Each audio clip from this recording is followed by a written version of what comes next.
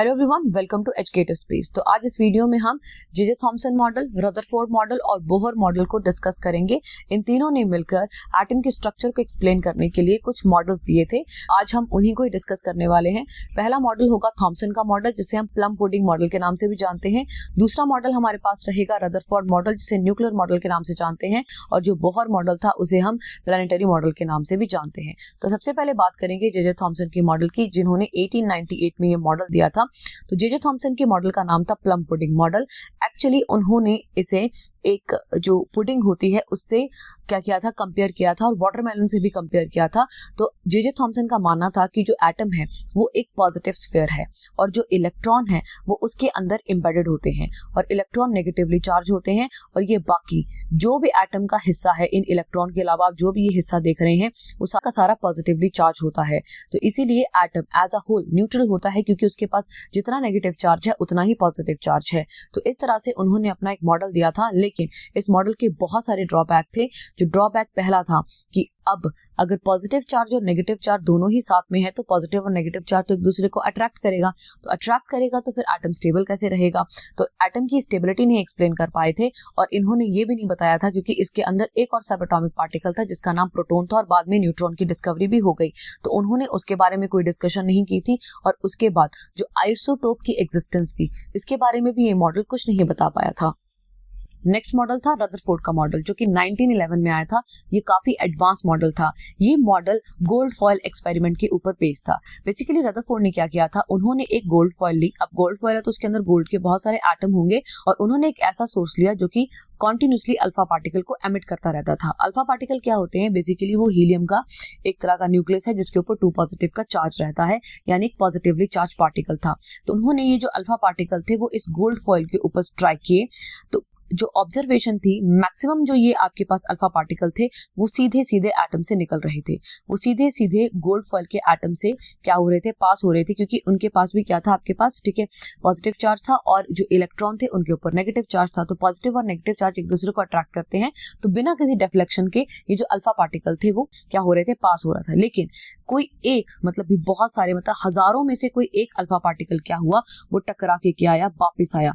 इस एक्सपेरिमेंट को अगर हम देखें तो इसकी जो ऑब्जर्वेशन निकली वो ये निकली कि जो एटम है वो बहुत ही ज्यादा छोटा और एक डेंस आपके पास एक तरह का स्ट्रक्चर है, जिसके पास एक पॉजिटिवली चार्ज न्यूक्लियस होता है सेंटर के अंदर। और वही जो सेंटर है उसी से क्या किया गया था, ये जो अल्फा पार्टिकल थे वो टकराए थे और वो वापस हो गए थे, क्योंकि इस न्यूक्लियस के पास कौन सा चार्ज था, पॉजिटिव चार्ज था। रदरफोर्ड के मॉडल से ये कंक्लूजन पे निकला कि जो मैक्सिमम एटम की स्पेस है वो खाली है, क्योंकि इलेक्ट्रॉन का जो मास है वो प्रोटॉन के कंपैरिजन बहुत ही कम है। इसीलिए जब हम मास को कैलकुलेट करते हैं किसी भी एटम के, उस वक्त हम इलेक्ट्रॉन के मास को कैलकुलेट ही नहीं करते, उसे नेग्लिजिबल मानते हैं। और जो इलेक्ट्रॉन थे वो एक पर्टिकुलर पाथ फॉलो कर रहे थे न्यूक्लियस के इर्द गिर्द घूमने के लिए। तो ये आपकी कंक्लूजन थी इस मॉडल की, जो कि रदरफोर्ड ने दी थी। और बेसिकली उन्होंने एक न्यूक्लियस की डिस्कवरी भी की और प्रोटॉन की भी डिस्कवरी की थी, कि जो इसके अंदर जो पॉजिटिवली चार्ज पार्टिकल है वो आपका पास प्रोटॉन है। तो प्रोटॉन का नाम एग्जैक्टली रदरफोर्ड ने ही कोड किया था इस न्यूक्लियस के अंदर प्रेजेंट पॉजिटिवली चार्ज पार्टिकल के लिए। लेकिन इस मॉडल की बहुत ज्यादा ड्रॉबैक्स भी थी। तो पहली ड्रॉबैक कि ये आपके पास एटम की स्टेबिलिटी को नहीं एक्सप्लेन कर पाया था। वो इसीलिए क्योंकि इलेक्ट्रॉन क्या करेगा, क्योंकि हम मानते हैं कि हर एक चीज के पास क्या होती है, एनर्जी, और एक पर्टिकुलर टाइम के बाद वो अपनी एनर्जी तो लूज करेगा ही। स्पेसिफिकली अगर इलेक्ट्रॉन क्या कर रहा है, अपना न्यूक्लियस के बाहर इर्द गिर्द रोटेट कर रहा है, तो एक ऐसा टाइम आएगा कि धीरे धीरे धीरे उसकी एनर्जी क्या होगी, ड्रॉप होगी। और ड्रॉप होने के बाद ये इलेक्ट्रॉन न्यूक्लियस से ही टकरा जाएगा, और न्यूक्लियस क्या, और जो हमारे पास न्यूक्लियस से ही टकरा जाएगा और हमारा एटम अनस्टेबल हो जाएगा। तो इसी बात जो रदरफोर्ड मॉडल था वो एटॉमिक स्पेक्ट्रम भी नहीं एक्सप्लेन कर पाया था एटम का। इसीलिए इसके कुछ क्या थे, फेलियर्स थे, जो कि बाद में और जो साइंटिस्ट आए उन्होंने क्लियर किए। तो नेक्स्ट हम पढ़ने वाले हैं बोहर मॉडल, जो कि 1930 में दिया था। इनका मॉडल भी बहुत इंपॉर्टेंट था। इन्होंने कहा कि हम मानते हैं कि जो आपके बाकी जितने भी साइंटिस्ट बोल रहे थे वो सब ठीक बोल रहे थे। जे थॉमसन ने भी ठीक बोला, हमारे पास जो रदरफोर्ड है उन्होंने भी ठीक बात बोली थी, ई गोल्डस्टीन ने भी ठीक बात बोली थी। सारे अपने अपनी तरह के ठीक थे कि आपके पास एक एटम होगा, एटम के अंदर एक न्यूक्लियस होगा और इलेक्ट्रॉन न्यूक्लियस के इर्द गिर्द घूमेंगे, और आपके पास ये जो न्यूक्लियस है उसके ऊपर पास एक पॉजिटिवली चार्ज पार्टिकल है जिसे हम प्रोटॉन बोलते हैं, और एक आपके पास न्यूट्रल पार्टिकल है जिसे हम न्यूट्रॉन बोलते हैं। और इलेक्ट्रॉन के ऊपर कौन सा चार्ज होता है? Negative charge. और जितना किसी न्यूट्रल एटम के पास पॉजिटिव चार्ज होता है उतना ही उसके पास नेगेटिव चार्ज होना चाहिए।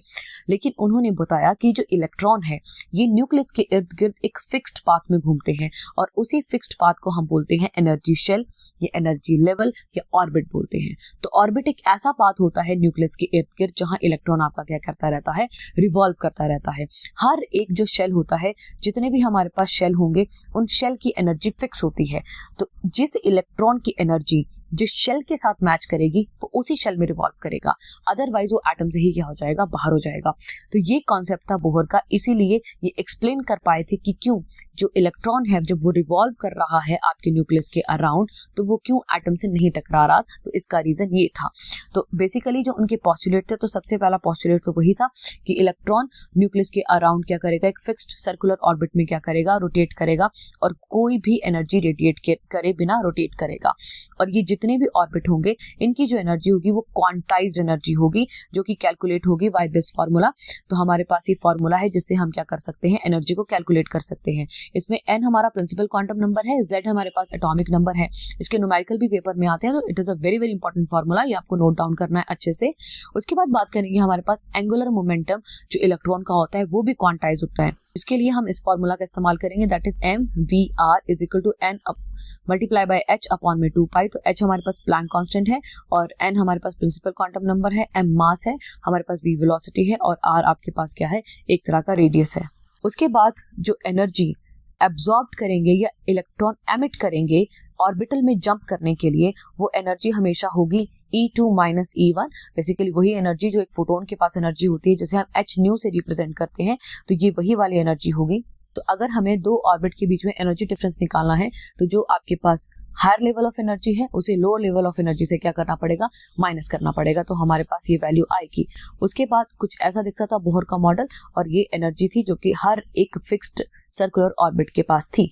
इस वजह से इस मॉडल की काफी ज्यादा अचीवमेंट रही।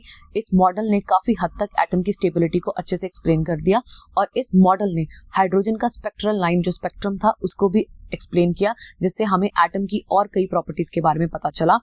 फिर भी इतनी अचीवमेंट के बाद इस मॉडल की काफी लिमिटेशन थी। पहला, ये जो स्पेक्ट्रा है मल्टी इलेक्ट्रॉन एटम के लिए एक्सप्लेन नहीं कर पाया था।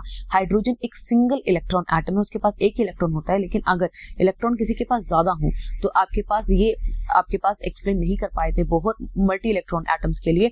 उसके बाद इन्होंने जो फाइन स्ट्रक्चर था जो स्पेक्ट्रल लाइन का, जब आपकी स्पेक्ट्रल लाइन स्प्लिट भी होंगी तो उसको एक्सप्लेन नहीं कर पाए थे। उसके बाद ये जी मैन इफेक्ट को एक्सप्लेन नहीं कर पाए थे। जी मैन इफेक्ट कुछ नहीं होता, जो स्पेक्ट्रल लाइन स्प्लिट होती है मैग्नेटिक फील्ड में उसे हम जी मैन इफेक्ट बोलते हैं, और दूसरा होता है स्टार्क इफेक्ट। जब हमारे पास जो स्पेक्ट्रल लाइन है वो इलेक्ट्रिक फील्ड में जब स्प्लिट होती है तो उसे हम स्टार्क इफेक्ट बोलते हैं। तो ये जो बोहर थे वो इन सब चीजों को एक्सप्लेन नहीं कर पाए थे। तो होप सो आपको ये वीडियो हेल्पफुल लगी होगी। अगर आपको ये वीडियो हेल्पफुल लगी है तो इसे जरूर शेयर करें। चैनल पे नए हैं तो चैनल को सब्सक्राइब करें, और आने वाली वीडियो की नोटिफिकेशन के लिए बेल आइकन पर क्लिक करें। Thanks for watching.